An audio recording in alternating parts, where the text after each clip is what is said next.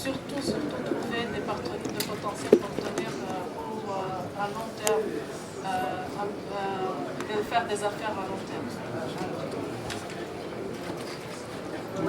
My name is J.J. Mahine. I come from Rwanda Dispatch and Rwanda Business Day. My question goes to the representative of the foreign exhibitors. You've been exhibiting in Rwanda for years. Why did you pick interest in this year's expo, and what is your experience so far? Thank you for the question, Mr. Jan, ladies and gentlemen. I'm honored to be here. I'm honored to be representing the foreign exhibitors as well, our company from Egypt. So this is actually our fourth participation here at the Expo. So this makes us visiting Rwanda here for more than 2.5 years. And our first visit, our first participation at the Expo, we got a huge response for our products here at the Expo from customers.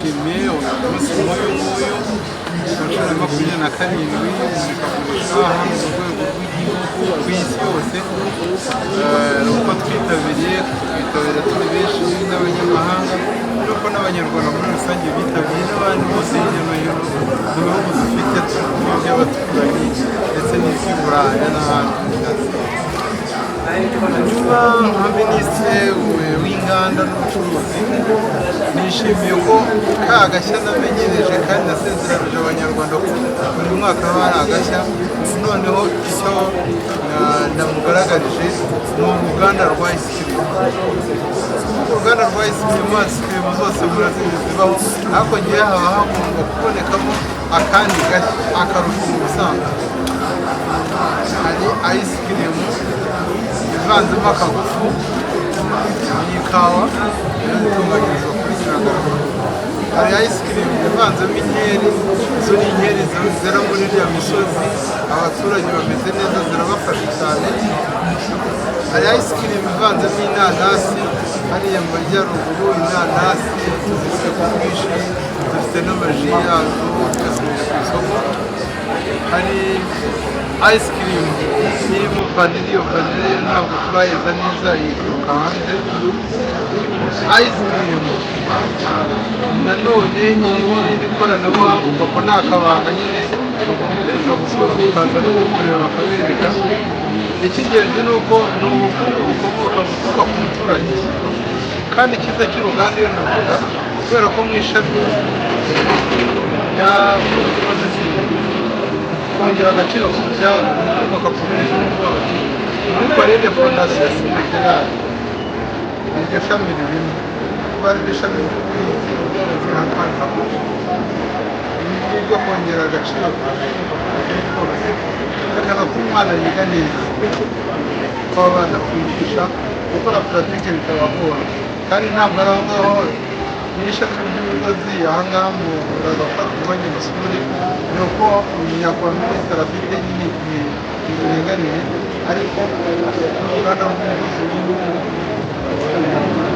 iyo bavuga made in Rwanda nta gacagwa twibagiwe, ni uko nk'abanyarwanda tugomba kurushaho kwiyubaka, kuko mubona mwese isoko nziza, kwita ku mubiri, iryo shami rifite muri Fondasiyo Senegali, ariko tukagiramo n'abana biruzi muri ayo masaro twakiriye n'amasaro akorerwa mu gihugu. Izi ntebe dufite aha ngaha atoriye y'abana, abana biga ububaji. Icyoroshye kandi ababyeyi bakunda ni puratike, ubwubatsi twiyubakiye kandi tukubakira n'abandi. Yewe n'amasoko ya leta tuyajyamo tukubaka, ariko tukagira n'ishami. Muri rusange ibintu byose bijyamo, ko nzi neza ko kubaho k'umuntu n'abantu n'ibintu n'urugendo, ariko biba byarateganijwe, byarateguwe ko mu gihe tuzaba turebera turadufite abana twatoje kandi twareze neza. Ubusuderi iryo shami turarifite kandi turarifana. Uko umuntu agenda yanyuze muri iriya ntabwo ugenda uratera imbere. Ishami rya mekanike, mekanike imodoka zose twubaka, ariko irindi shami rya nyuma rero nabyo mu ipointi mo ni hagati oto ekore. Ubu muri Parede Fondasiyo Senegali iyo wigamo kurangiza wakira diplome muri segonderi na perime uyifite gishaka kuba turishyiramo iyo ufite perime irongera ikanakubaka urumva ko ugomba gukora ibisabwa byose ukajya mbere bakeka kandi n'ubundi muri perime umwana wese agomba kurangiza perime azi gutwara igare dufite abana bagera ku 2,242 nk'abanyarwanda kandi mu turere twose biga muri college fondation sinashira no gutsinda kandi batsinda neza.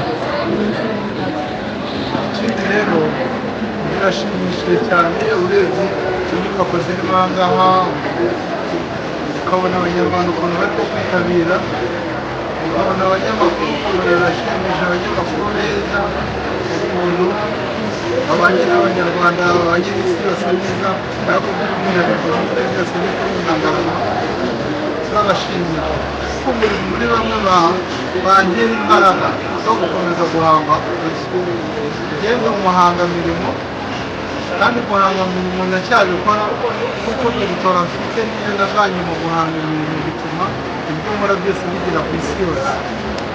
Mvuga akabanga, agashya, akaruzo, akanozo, akiwacu, akacu, akarabo, akandi, byose nyinshi.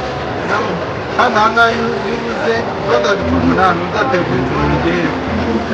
Tugaruke ku bijyanye n'urubyiruko rwa ambasaderi wa Tanzania mu Rwanda. Ambasaderi wa Tanzania mu Rwanda turakorana. Tanzania tugiyeho kenshi mu mihahire turakorana cyane cyane ko bagira ubuhinzi bw'urusenda, ubuhinzi bw'imizabibu, ubuhinzi bw'ibigori, mu masoko muri transport, imodoka ajya kuzana ibintu. Tanzania ni igihugu cy'abaturanyi neza, no mu bikombe bifite tujyamo n'igikombe cya Tanzania. Muri makeya ni abaturanyi beza kandi bafite byinshi guhuriraho.